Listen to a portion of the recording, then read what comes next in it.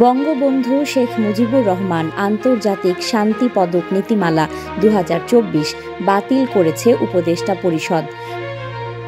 মঙ্গলবার ৪ মার্চ প্রধান উপদেষ্টা ডক্টর মোহাম্মদ ইউনূসের সভাপতিত্বে অনুষ্ঠিত উপদেষ্টা পরিষদের বৈঠকে এ সিদ্ধান্ত হয়।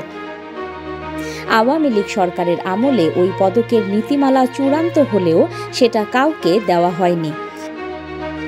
গত বছর ২০ মে আন্তর্জাতিক পরিমণ্ডলে শান্তি প্রতিষ্ঠায় অবদান রাখা সহ বিভিন্ন অবদানের জন্য বঙ্গবন্ধু শেখ মুজিবুর রহমান শান্তি পদক সংক্রান্ত নীতিমালার চূড়ান্ত অনুমোদন দিয়েছিল তৎকালীন সরকার। তবে এ সংক্রান্ত কোনো পুরস্কার এখনও পর্যন্ত দেওয়া হয়নি। অনুমোদনের ১০ মাসের মাথায় অন্তর্বর্তী সরকার সেটা বাতিল করল। নীতিমালা অনুযায়ী প্রতি ২ বছর পর পর একজন ব্যক্তিকে এ পুরস্কার দেওয়ার পরিকল্পনা ছিল আওয়ামী লীগ সরকারের।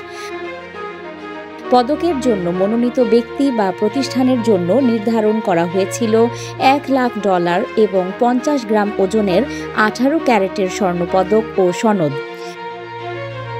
পৃথিবীর যে কোনো স্থানে শান্তি প্রতিষ্ঠা, ক্ষুধা ও দারিদ্র্য থেকে মুক্তি, যুদ্ধ বন্ধ ও বিরতিতে অবদান রেখেছেন এমন ব্যক্তি বা প্রতিষ্ঠানকে মনোনয়ন দেওয়ার কথা বলা হয়েছিল বাতিল হওয়া নীতিমালায়।